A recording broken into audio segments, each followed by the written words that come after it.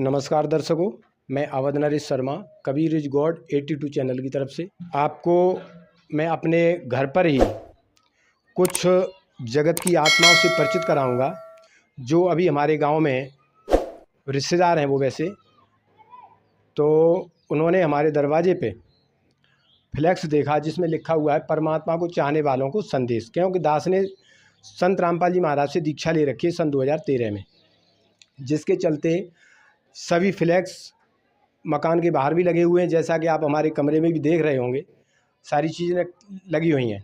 तो उसके चलते उनके अंदर जिज्ञासा हुई कि यहाँ पर मैं इनसे कुछ वार्तालाप करूं, क्योंकि वो जिज्ञासु हैं और परमात्मा की खोज में भटक रहे हैं। तो उन्होंने कुछ प्रश्न किए हैं जिसके हमने सोचा कि क्यों ना हम एक वीडियो बना दें जिससे कुछ समाज को भी जानकारी मिले। जो हमारे अन्य भाई बहन हैं सनातन धर्म से संबंधित, तो वो भी तरह तरह की पूजाएं कर रहे हैं और इन्होंने ऐसे ही कुछ प्रश्न किए थे जिनको मैं आपके सामने उनके सामने ले जा करके ही रूबरू कराता हूं। आइए। नमस्कार सर। नमस्कार जी। तो आप जो मेरे से प्रश्न कर रहे थे कि जो आपने फ्लैक्स लगा रखा है चारों धर्मों के अनुसार वो परमात्मा कौन है, कहाँ रहता है, कैसे मिलता है, उसको पाने की पूजा की विधि क्या है, जो आपके अंदर जिज्ञासा जागृत हुई, तो आप क्या पूछना चाहते हैं? आप किसकी भक्ति करते हैं? जो दास जैसा भी जानता है टूटा फूटा अपने गुरु जी के ज्ञान के आधार से, तो आपको बताने की पूरी कोशिश करेगा। और दास ने संत रामपाल जी महाराज के ज्ञान को समझने के बाद में सारे सदग्रंथों को खरीदा है और वो लगा रखे हैं। और हमारे साथ कुछ हमने अपने भक्त भाइयों को भी बुलाया है। इसी वजह से मैंने कहा चलो एक आत्मा जो आए हैं हमारे पास, तो हम उनकी शंकाओं का समाधान कर पाएँ परमात्मा के ज्ञान आधार से। तो जहाँ तक होगा सुलभ हम आपकी वो शंकाएं दूर करने की कोशिश करेंगे। हाँ, तो आप बताएं आप किसकी भक्ति करते हैं? मैं श्री राम जी की भक्ति अभी तक करता रहा। फूलापुर से आया है, ग्राम बर्थरी में। यहाँ भगत जी को पाया तो गदगद हो गया। इस भक्ति को अभी तक मैंने हासिल नहीं किया था, इसलिए प्रिय बंधुओं, आज मेरे दिल में उत्सुकता है कि इसे हम भी जाने। तो देखा दर्शकों आपने कि ये अभी यहाँ आए हैं और इन्होंने अपनी जो जिज्ञासा प्रकट की, क्योंकि ये आत्मा को तृप्त करने वाला ज्ञान है जो आज संत रामपाल जी महाराज दे रहे हैं। उनके अतिरिक्त जो भी आज तक हमारे धर्मगुरु, हमारे धर्म के जो श्रद्धालु हैं, उनको भटकाने का काम करते चले आए हैं और उनको तरह तरह की पूजाओं के बंधन में बांध रखा है। एक समर्थ शक्ति जो परमात्मा है उसकी जानकारी ना दे करके उन्होंने अपने धर्म ग्रंथों का नाम लेकर के जो हमें गलत साधना करा डाली। आज हम उसी विषय पर कुछ अन्य जानकारी दूसरे भगत जी से लेते हैं। आइए हम आपको रूबरू कराते हैं। रामकृष्ण से ऊपर नहीं जानते किसी को, तो क्या राम से ऊपर कोई भगवान है? जी बिल्कुल ऐसा ही है भगत जी। अच्छा, राम जी से ऊपर है, पूर्ण परमात्मा है। अच्छा जी, अगर राम जी से ऊपर कोई पूर्ण परमात्मा है तो वो कौन है, क्या आप क्लियर करेंगे? जी बिल्कुल, हमारे जो धर्म ग्रंथ हैं हिंदू समाज के, चारों वेद और पवित्र गीता जी, इसमें पूरा विवरण दिया हुआ है भगत जी। जी, तो इसमें हमें पता लगता है कि हमें पूर्ण परमात्मा कौन है और किस प्रकार उसकी सद्भक्ति करनी चाहिए और उनकी हमें कैसे दया प्राप्त हो सकती है। जी जी। तो अभी आप ये क्या पढ़ रहे हैं, क्या है ये, कबीर सागर है क्या? हाँ, ये पूर्ण परमात्मा का यानी कबीर सागर है, जिसमें उनका परिचय और उनकी इबादत सब उसमें विवरण दिया हुआ है। तो ये भगत जी को बताया जा सकता है इसके माध्यम से कि ये कैसे क्लियर होगा और कौन पूर्ण परमात्मा हैं और उनकी भक्ति कैसे करनी है। जी, जैसा कि दर्शकों, वैसे तो दास ने संत रामपाल जी महाराज से दीक्षा ले रखी है, लेकिन फिर भी मैं उन प्रश्नों का आंसर अपने गुरु भाई जो हमारे हैं उमेश चंद्र मिश्रा, उनसे ही दिलवाएंगे और वो कबीर सागर से दिलवाएंगे। जैसे कि हम अभी तक सनातन धर्म में राम और कृष्ण से ऊपर किसी को नहीं जानते।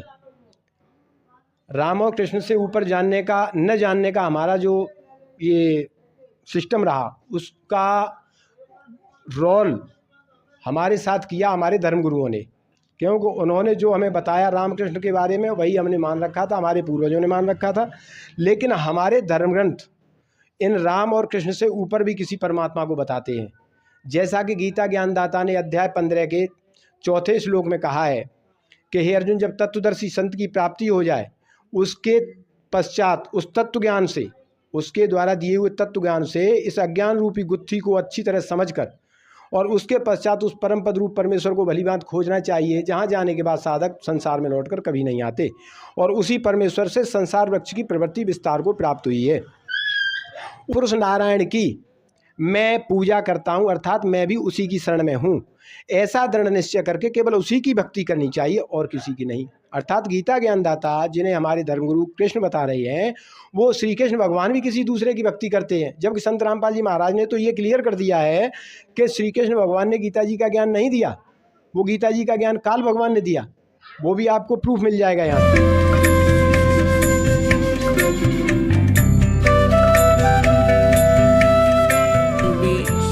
भगवत गीता अध्याय नंबर 11 के श्लोक नंबर 32 में कहता है कि अर्जुन, मैं बढ़ा हुआ काल हूं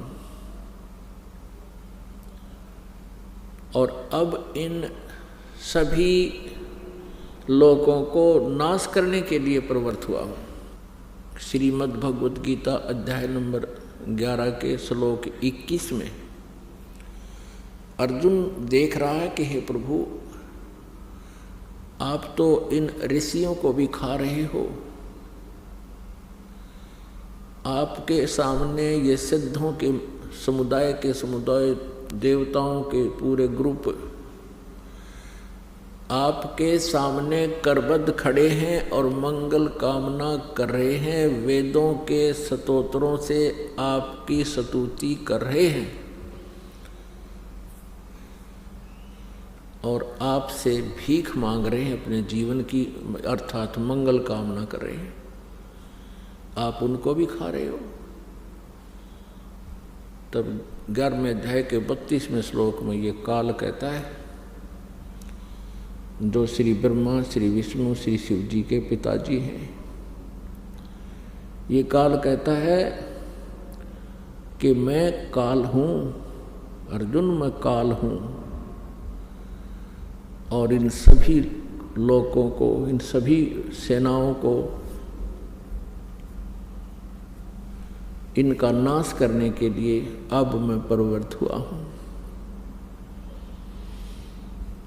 अर्जुन देख रहा है कि कुछ देवता, कुछ व्यक्ति आपकी जाड़ों में लटक रहे हैं, कुछ आपके मुंह में समा चुके हैं। ये काल कौन है? श्री कृष्ण काल नहीं थे। श्री कृष्ण जी ने पहले कभी अपने आप को काल नहीं कहा। श्री कृष्ण जी ने उस गीता के ज्ञान के उपरांत, यानी महाभारत के युद्ध के उपरांत, अपने आप को कभी काल नहीं कहा, क्योंकि ये काल नहीं थे, ये सतोगुण भगवान विष्णु अवतार थे। और विष्णु जी इतने शांति प्रिय सतोगुण युक्त हैं कि एक बार भृगु ऋषि जी ने भगवान विष्णु जी के सीने में लात मार दी थी। भगवान श्री विष्णु अर्थात श्री कृष्ण जी सतोगुण ने कहा था कि हे ऋषिवर, मेरा सीना वज्र जैसा सख्त है, आपके कोमल पैर को चोट तो नहीं आई। क्या वो महापुरुष जो इतना शांति प्रिय और इतना दयालु है, क्या वो काल हो सकता है? क्या वो अपने आप को काल कह सकता है? जिसको देखकर अर्जुन जैसे योद्धा भी कांप रहे हैं, तो वो श्री कृष्ण नहीं, श्री विष्णु नहीं, वो काल था जो श्रीमद् भगवत गीता जी का ज्ञान श्री कृष्ण जी में प्रवेश करके कह गया, बोल गया। मुख यानी ये शरीर समझो एक यंत्र है, जैसे टेप रिकॉर्डर होता है, और टेप रिकॉर्डर में जो भी जैसी भी कोई कैसेट डाल दी जाती है फिर वो कैसेट बोलती है, उस कैसेट वाला ही मैटर बाहर बोल रहा है, वो टेप रिकॉर्डर।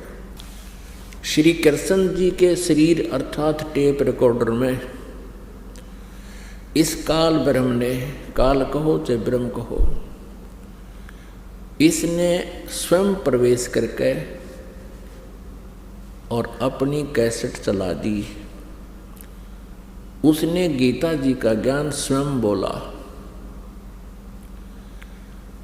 अपनात्माओं, तत्व ज्ञान किसे कहते हैं? जिसमें निष्कर्ष निकले, जिस ज्ञान के आधार से गूढ़ रहस्यों की जानकारी हो, उसको तत्व ज्ञान कहते हैं। आध्यात्मिक ज्ञान को समझने के लिए, जानने के लिए कुछ बातें हैं जिनका विशेष ध्यान रखना पड़ेगा। जैसे हमारे पवित्र सदग्रंथ हैं, पवित्र चारों वेद, ऋग्वेद, यजुर्वेद, सामवेद और अथर्ववेद, और पांचवा वेद है सूक्ष्म वेद, जिसको गीता जी अध्याय नंबर 4 के श्लोक नंबर 32 में सच्चिदानंद घन ब्रह्म की वाणी कहा है, ब्रह्मणे मुखे कहा है।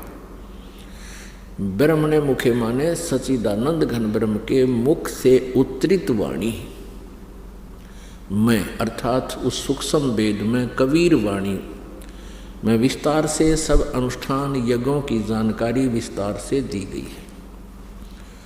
और वो तत्व ज्ञान है।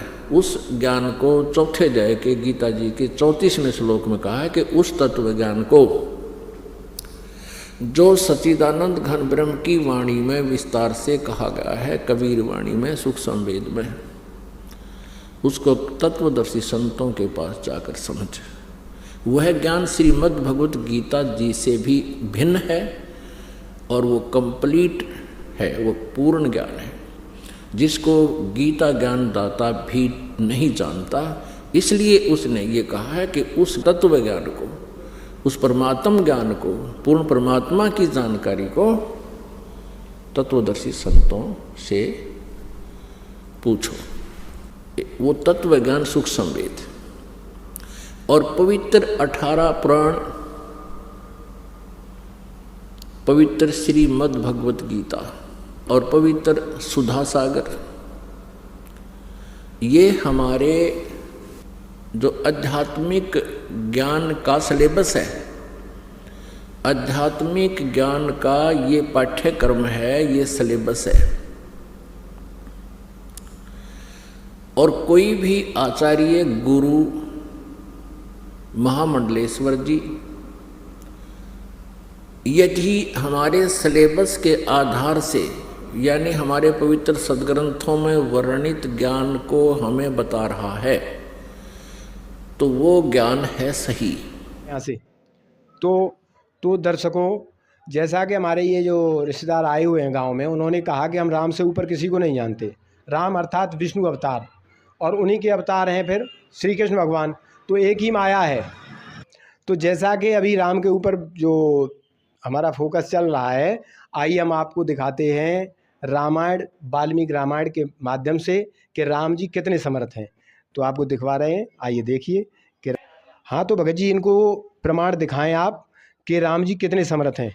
ये वाल्मीकि रामायण है, द्वितीय खंड है ये इसका, और ये श्रीमद् ये गीता प्रेस गोरखपुर से प्रिंटेड है। और ये देखिए पृष्ठ संख्या 860 में ये विवरण दिया हुआ है राम जी की समर्थता का। ये प्रकरण ये है कि, तो दर्शकों ये आपको दिखा रहे हैं रामायण है और इसका पृष्ठ नंबर है 860, श्रीमद् वाल्मीकि रामायणे उत्तर कांडे 67 सर्ग, 67वां सर्ग है, जिसमें आपको देखने को मिलेगा कि ये सम्मुख ऋषि जो थे, जो शूद्र थे, और वो भक्ति कर रहे थे परमात्मा की, और उनका राम जी ने वध कर दिया। किस बात पर कर दिया? क्योंकि एक समय वहाँ पर ब्राह्मण का पुत्र अकाल मृत्यु को प्राप्त हो गया। अकाल मृत्यु को जब प्राप्त हो गया तो ब्राह्मणों ने एक कि आपके राज्य में कहीं पर भी कुछ अनर्थ हो रहा है, अर्थात कहीं कोई शूद्र जो है भक्ति कर रहा है जिसकी आपको जानकारी नहीं है, जिसके चलते राम ने दिशाओं में जाकर के दक्षिण दिशा में गए, पश्चिम दिशा में गए, इधर जाकर के देखा, वहाँ पर उन्हें कुछ नहीं मिला। जब वो दूसरी दिशा में जाते हैं तो वहाँ पर उन्होंने देखा कि एक शंभुक नाम के ऋषि जो है उल्टे लटके हुए हैं और वो भक्ति कर रहे हैं। तो उनसे उन्होंने परिचय प्राप्त किया कि तुम कौन हो, सही सही बताना। तो उन्होंने अपना बता दिया कि मैं शूद्र हूँ, और शूद्र का नाम लेते ही उन्होंने जैसे पूछा कि तुम किस लिए ये भक्ति कर रहे हो, कठोर तप कर रहे हो, तो उन्होंने कहा कि मैं स्वर्ग प्राप्ति के लिए ये कठोर तप कर रहा हूँ। जैसे ही उन्होंने कहा कि मैं शूद्र हूँ और कठोर तप कर रहा हूँ स्वर्ग प्राप्ति के लिए, तो तुरंत ही राम ने अपने म्यान से तलवार निकाल ली और उनका सर जो है धड़ से अलग कर दिया। क्या ये भगवान के लक्षण हो सकते हैं? क्या वो पिता जिसकी भक्ति हम कर रहे हैं वो अपने बच्चों का वध करेगा? तो ये कई प्रश्न हमारे सामने खड़े हो जाते हैं, जिसके चलते हम आपको यहाँ दिखाने के लिए लाए हैं इस रामायण में राम जी कितने समर्थ हैं और उस ब्राह्मण के बच्चे को जीवित करने के लिए कैसे ये भीख मांग रहे हैं देवताओं से। दिखाइए आप। देखिए, जब राम जी मिले शंभुक ऋषि से तो उन्होंने उनसे प्रश्न किया कि आप क्या कर रहे हैं। तो फिर उन्होंने अब शंभुक ऋषि जी ने झूठ न कह के सत्य बताया। देखिए, लिखा हुआ है कि श्री राम, मैं झूठ नहीं बोलता और देवलोक पर विजय प्राप्त पाने की इच्छा से मैं तब में लगा हुआ हूँ। आप मुझे शूद्र समझिए, मेरा नाम शंभुक है। तो देखिए, शंभुक ऋषि ने साफ स्पष्ट बताया, झूठ नहीं कहा है। इस प्रकार वह कह ही रहा था, यानी शंभुक ऋषि कह ही रहे थे, तो श्री राम जी ने अपनी म्यान से चमचमाती तलवार निकालकर उनका सिर काट दिया। उस शूद्र का वध होते ही इंद्र और अन्य देवता लोग, उन ऋषि का यानी शूद्र का वध होते ही इंद्र और अग्नि आदि संपूर्ण देवता उस बात का समर्थन करने लगे। देखिए, राम जी ने बहुत अच्छा किया, बहुत ठीक कह रहे हैं, और कह करके उन पर बार बार उन पर प्रशंसा करने लगे राम जी की, और उन पर फूल वर्षा करने लगे। देखिए, देवता लोग भी उनका इस अकृत्य का जो है उसका प्रोत्साहन कर रहे हैं। देखो, है ना, कैसी विडम्बना। हाँ, उस समय उनके ऊपर ये सब ओर से वायु देवता आदि सब पुष्प बिखेर रहे थे, दिव्य और परम सुगंधित पुष्पों की वर्षा भी कर रहे थे। तो ये देखिए, एक गलत कार्य को देवता लोग समर्थन कर रहे हैं। देखो, हैं, क्या वो तपस्वी नहीं था जो तपस्या कर रहा था? जी बिल्कुल। और एक बात सोचिए, उस ब्राह्मण के तो जो पुत्र को जीवित करना था, तो क्या वध करके ही उसमें करना था? क्या ये विचार करें, ये सही है? हैं? जी नहीं, बिल्कुल गलत तो है। ये क्या राम जी की समर्थता थी? अगर वो समर्थ थे तो स्वयं उसको प्रयास करके जीवित करते अपने सामर्थ्य से। जी बिल्कुल, है ना? बिल्कुल। तो ये तो कृत्य गलत था ना। अच्छा, फिर आगे देखिए, शत्रुओं का दमन करने वाले रघुकुल नंदन सौम्य श्री राम, आपके उस सत्कर्म से ही यह शूद्र सशरीर कहाँ स्वर्गलोक में नहीं जा सका है। अतः आप जो वर चाहें मांग लें। यानी देवता लोग कह रहे हैं। फिर देवताओं का यह वचन सुन करके सत्य पराक्रमी श्री राम जी दोनों हाथ जोड़ करके सहस्त्र नेत्रधारी देवराज इंद्र से कहने लगे। अब देखिए क्या समर्थता है इनकी। देवराज इंद्र के सामने खड़े होकर के, जो कि एक कुछ भी नहीं है, देवराज इंद्र जो है देवताओं का केवल एक राजा ही तो है, और उससे ये समर्थवान श्री राम जी हाथ जोड़ करके विनती कर रहे हैं। बताइए, ये कितनी आश्चर्यजनक जानकारी है दर्शकों। तो ये सामर्थ्यता कहाँ है इनकी? अब कहाँ चलेगी ये परमात्मा है। जी बिल्कुल, जबकि परमात्मा तो इन्फिनिटी पावर वाला है, असीमित पावर वाला है। वो तो जी, वो तो समर्थवान है, वो तो उसकी सब शक्ति में ही तो इतना पावर होता है, वो जो चाहे सो करे। बिल्कुल बिल्कुल। वो किसी के आगे हाथ जोड़ करके क्यों उससे प्रार्थना करेगा? प्रार्थना करेगा जी। आगे और इसमें क्या दिखाएंगे? और आगे देखिए थोड़ा सा। अब यदि देवता मुझ पर प्रसन्न है, तो राम जी कह रहे हैं, देखो ये हैं, तो वह ब्राह्मण पुत्र को जीवित हो जाए। यानी उनसे आस लगा रहे हैं देवताओं से राम जी। ये देखिए कि ये देवता लोग मेहरबान होंगे तो ब्राह्मण पुत्र जीवित होगा और मेरा वचन सही हो जाएगा। तो ये कहाँ इनकी सामर्थ्यता थी, बताओ? थोड़ा विचार करने की जरूरत है। यही मेरे लिए सबसे उत्तम और अभीष्ट वर है। देखो राम जी क्या कह रहे हैं, ये सोचने की बात है जी। बिल्कुल। क्या ऐसा एक जो समर्थ भगवान है, जो कि वो ऐसा कह सकता है? यानी जी बिल्कुल। हाँ, आधीन होकर के कह रहे हैं। फिर देवता लोग मुझे यही वर दें, यानी वरदान स्वयं राम जी मांग रहे हैं इनसे। अब बोलो हमारा भक्त समाज थोड़ा और जो एजुकेटेड अपने व्यक्ति हैं वो ये सोच के देखें कि ऐसा है सही।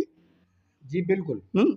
फिर आगे देखिए थोड़ा सा है, मेरे ही किसी अपराध से ब्राह्मण का यह इकलौता बालक असमर्थता में ही असमय काल में ही काल के गाल में चला गया भगत जी। तो ये देखिए राम जी अपने को दोषी मान रहे हैं इसमें, तो ये इसमें दिखाई दे रहा है। और दूसरी समर्थता एक और है, आगे भी तो ये कह रहे हैं इसमें कुछ, मैंने ब्राह्मण के सामने यह प्रतिज्ञा की है कि मैं आपके पुत्र को जीवित कर दूंगा। वचन तो दिया है ब्राह्मण को, लेकिन कर नहीं पा रहे हैं। तो आज आधीन होकर के देवताओं से जो है हाथ जोड़ करके विनती कर रहे हैं। देखो कैसे कर रहे हैं।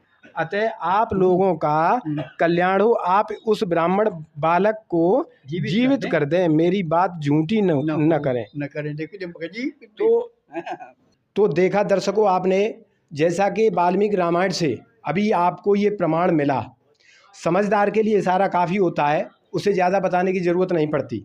वो एक ही इशारे में ये समझ लेता है कि राम जी यदि समर्थ होते तो वो दूसरे जो देवता हैं, देवता तो राम जी से नीचे ही हैं, अगर हम इनको परमात्मा मान लें तो ये इतने समर्थ भी नहीं है जो देवताओं से भीख मांग रहे हैं, हाथ जोड़ के प्रार्थना कर रहे हैं कि वो ब्राह्मण का पुत्र जो है जीवित हो जाए, मुझे ये वरदान दे दो।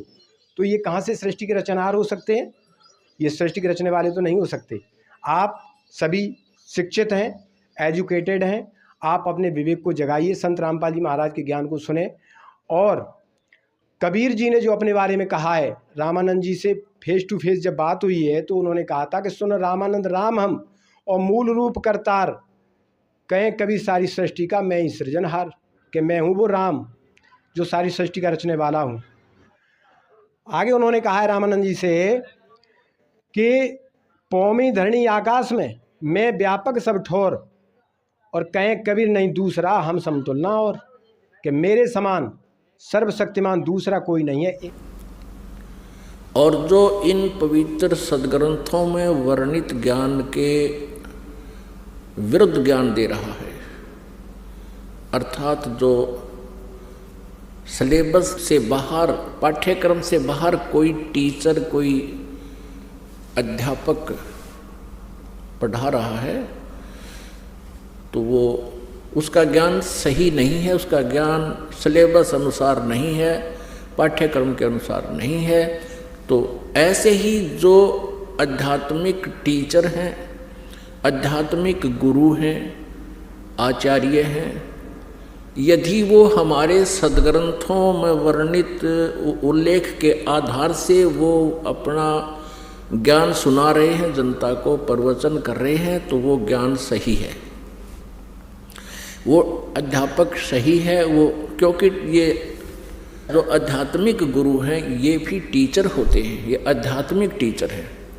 और हमारा सिलेबस है ये पवित्र सदग्रंथ, इनमें वर्णित विधि और ज्ञान को जो टीचर अर्थात जो आचार्य गुरु हमें बता रहा है, तो वो टीचर सही है, वो आचार्य है। और जो हमारे सदग्रंथों के विपरीत ज्ञान दे रहा है उसको लोक वेद कहते हैं। वो लोक वेद मीन उसका सेल्फ मेड दंत कथा, तो वो ज्ञान निराधार होता है। और जिस प्रकार विद्यार्थियों का नाशक होता है वो टीचर, जो सिलेबस से बाहर का ज्ञान उनके अंदर फीड कर रहा है, ठीक इसी प्रकार वो आचार्य आध्यात्मिक टीचर, आचार्य गुरु, वो शत्रु है उस मानव समाज का, श्रद्धालुओं का, जो उसके ऊपर आश्रित हैं और वो सदग्रंथों के विपरीत ज्ञान दे रहा है।